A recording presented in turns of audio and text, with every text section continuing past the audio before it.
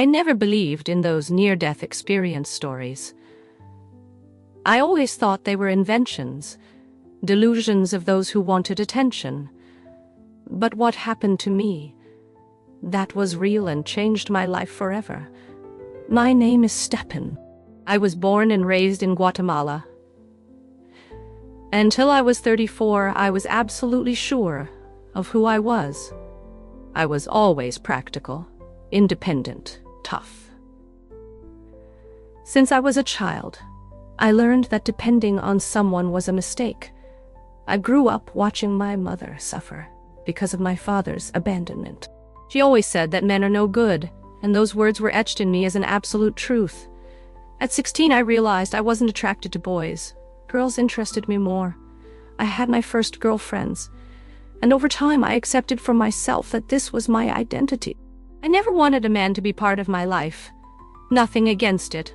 I just didn't see the need. If something broke at home, I fixed it. If I needed to carry something heavy, I carried it. If a light bulb burned out, I changed it myself, and it was exactly that which led me to death. That night, I was home alone, as always.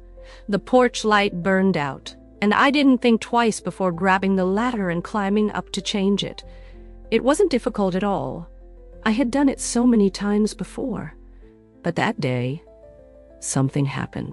As soon as I reached out to screw in the new bulb, I felt a slight imbalance. My foot slipped, and then everything became a blur. The last thing I remember was the impact, a sharp pain, a ringing in my ear, and then silence. My neighbor Carlos heard the noise of the fall and ran to my house. He found me unconscious, unresponsive, and rushed me to the hospital. They said later that I arrived there still alive. But shortly after they admitted my case, my heart stopped for exactly 8 minutes. I was considered clinically dead. What happened in those 8 minutes was something my mind could never have imagined, something that challenged everything I believed. I left my body. I saw the hospital. I saw the doctors trying to revive me. But I wasn't there. And then, something happened. Something that would change my life forever. I didn't know I was dead. At first, everything seemed like a strange dream. A moment before, I felt the pain from the fall, the impact against the ground, the distant sound of my neighbor shouting my name. And then, silence. Absolute silence. Suddenly, I was there in the same place where I fell, but there was something different, a lightness impossible to describe. There was no pain, no weight, no fear. I got up instinctively without any effort, but when I looked down, my body was still there. The image hit me like a punch in the stomach. I was lying on the porch floor, motionless, pale, with my eyes half open, lifeless. My first reaction was to scream, to ask for help, but my voice didn't come out.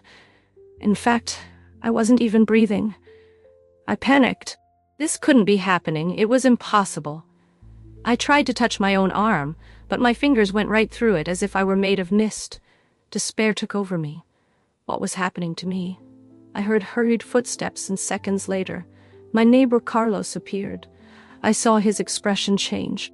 At the same moment, he knelt beside me, shook my shoulder, and called my name. "Stepan, can you hear me?" I was right there, but he couldn't see me. I started running around the house trying to process all that. And then I realized something even more frightening. I wasn't stepping on the ground. I was gliding through the environment. There was no friction, no weight, no limit. It was as if gravity didn't exist for me. And then, without warning, I was sucked upwards. The house disappeared. Everything around me went dark. But it wasn't ordinary dark. It wasn't like closing your eyes. It was an absolute void, without sound, without color, without form. I felt something I had never felt before, a loneliness that went beyond any human sadness. And then voices, they started as whispers, then turned into distant echoes, until they became understandable words. But what terrified me the most was that they were talking about me. She never believed, always rejected the truth, thought she knew everything. Fear crept up my spine. Who was saying, that where was I? My instinct told me to run, but I had nowhere to go. I floated in a space without direction, and then I saw below a scene that began to form as if I were looking through an invisible glass. It was the hospital. I saw my own body being rushed through the corridors, surrounded by doctors and nurses. A doctor pressed my forehead and tried to revive me. I saw the electrodes being attached to my chest, the frantic movement of the team. I saw when one of the doctors looked at the clock and said something that chilled me inside. Time of death, 11:47 p.m. I died. Those words fell on me like a crushing weight. It was the end of everything. And then, as if something was pulling me away from that scene, I was thrown back into the void. The sensation was worse than anything I had ever experienced. It was like falling without ever hitting the ground, like screaming without anyone hearing, and then a light. At first it was a distant point, but as it approached, I felt something change inside me. The fear began to dissipate, as if that light had the power to strip away all the darkness that surrounded me. My heart, if I still had one, tightened. Something told me that it wasn't just a light, it was someone. And when I finally could see, my world changed forever. The light grew. It wasn't like looking at the sun, nor like a light bulb too bright. It was something alive. I could feel the light as a warmth that didn't burn, like an embrace that enveloped every part of my being. And then he appeared. At first it was just a silhouette, but as he approached, I knew there was no doubt. It was Jesus. My chest, or whatever I had in that state, tightened. A wave of emotions took over me. Fear, joy, shame, peace, all at once. I wanted to speak, but I couldn't. He looked at me, and at that moment, I knew he knew everything about me. Not just my life, my choices, my mistakes. He knew my deepest fears.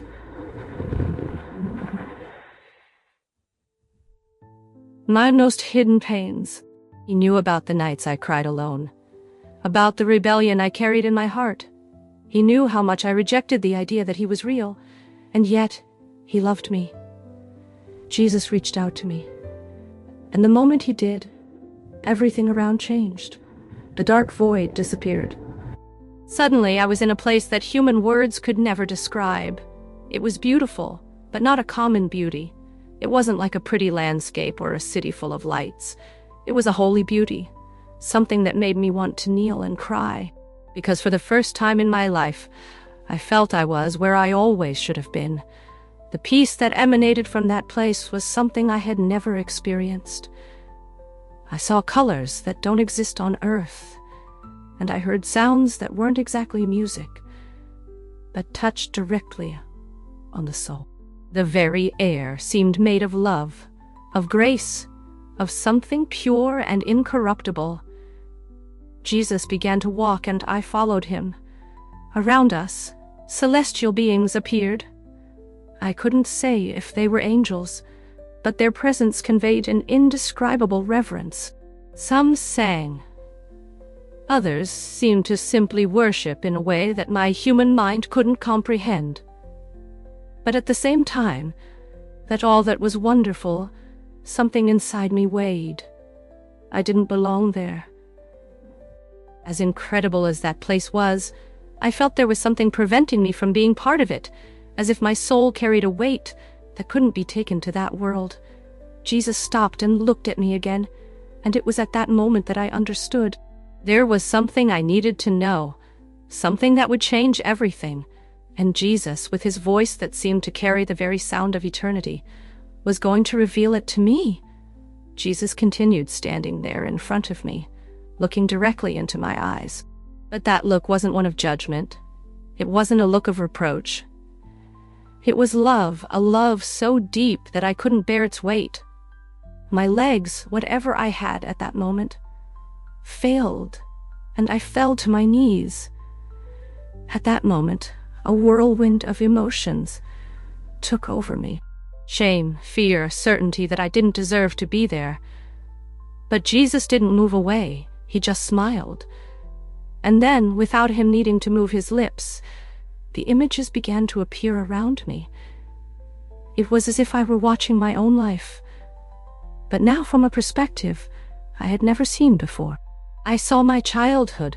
I saw my mother, so hurt by the pain of abandonment, repeating the same phrase that shaped my entire way of seeing the world. Men are no good. I saw little Stephanie growing up with this idea, engraved in her heart. I saw the teenager who began to distance herself from everything that reminded her of masculinity, who built walls to protect herself, who chose never to depend on anyone. And then I saw something I had never noticed in the midst of all this story, in the midst of all the pains and rejections. There were good men around us. I saw that neighbor who, even though we weren't close, always helped my mother fix things at home. I saw her boss who allowed her to leave early when I got sick. I saw the teacher who encouraged me to study and said I was too smart to drop out of school. I saw the waiter at the restaurant who always served us with a smile, never treating us with less respect. And then my heart tightened because I had never seen this before. I always believed that men were no good, but there was the truth. God always places good people in our path, but I didn't want to see it.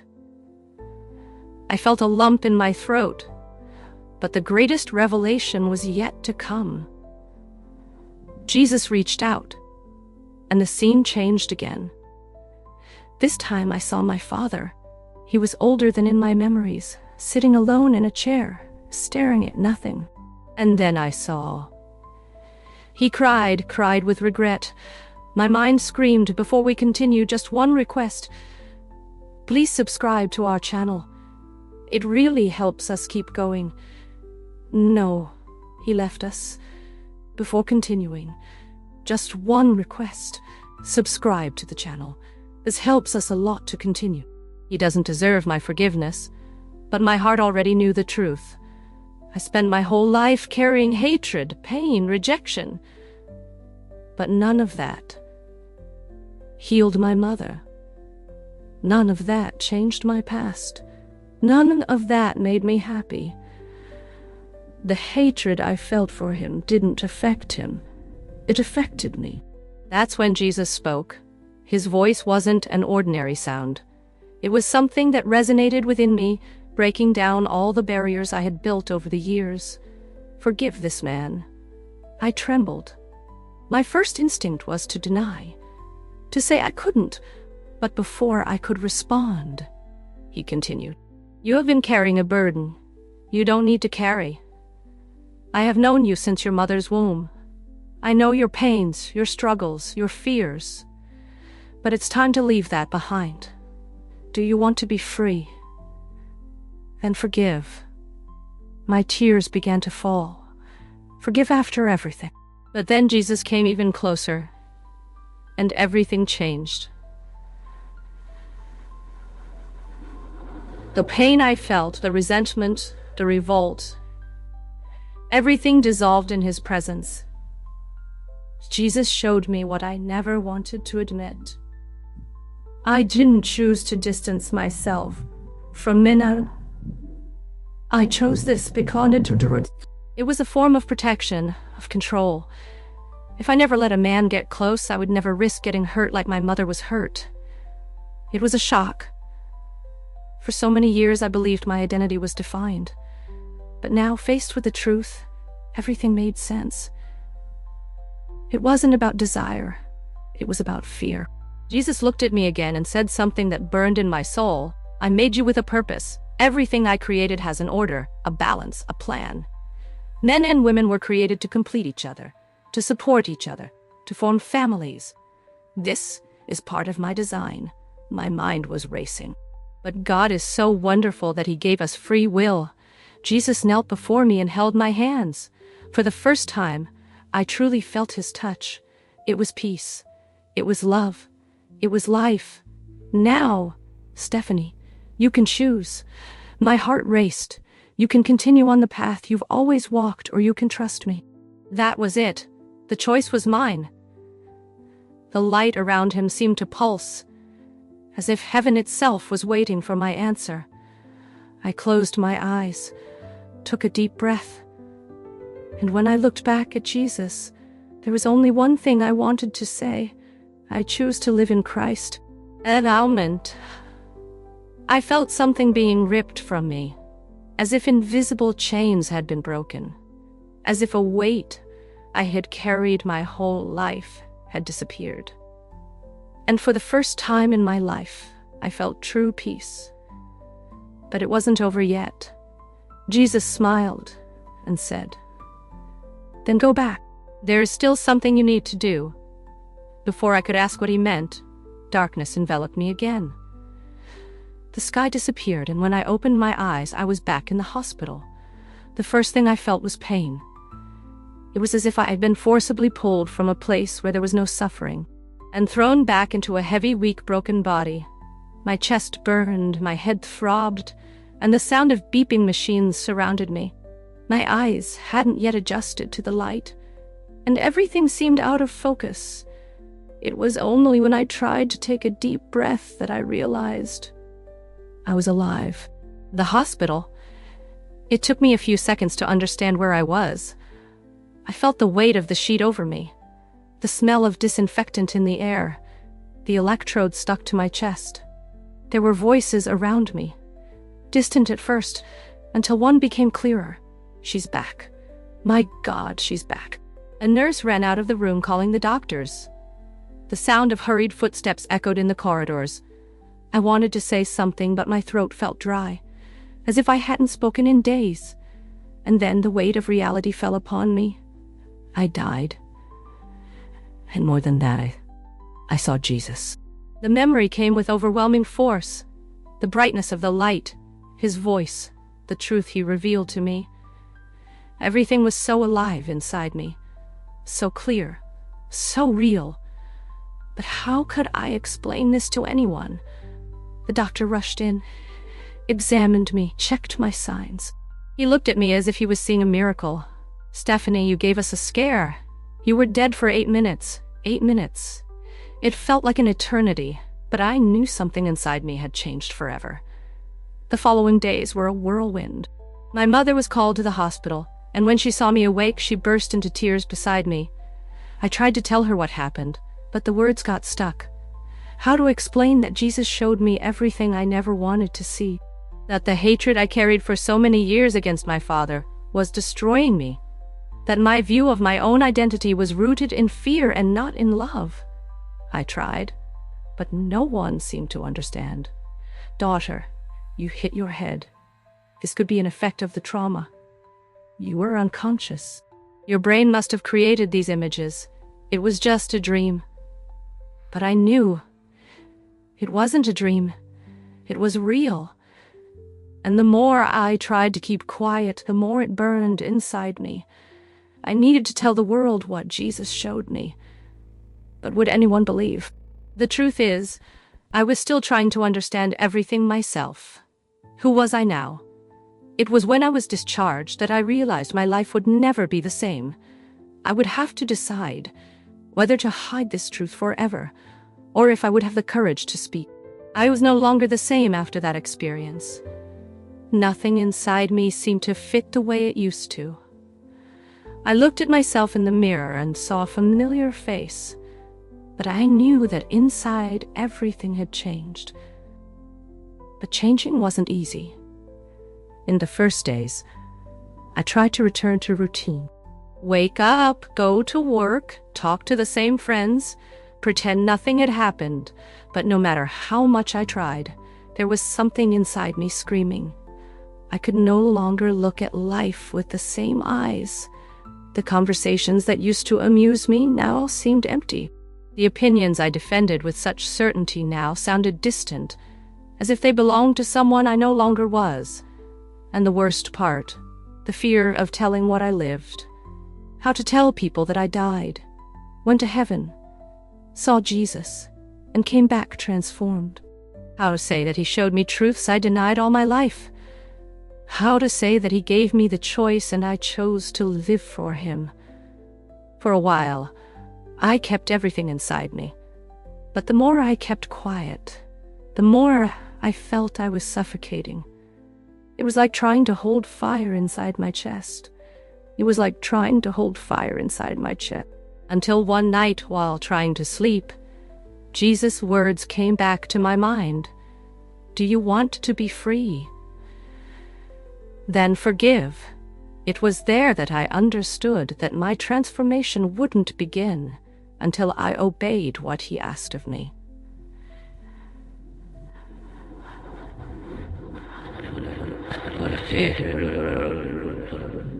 I spent years convincing myself that he didn't deserve my forgiveness.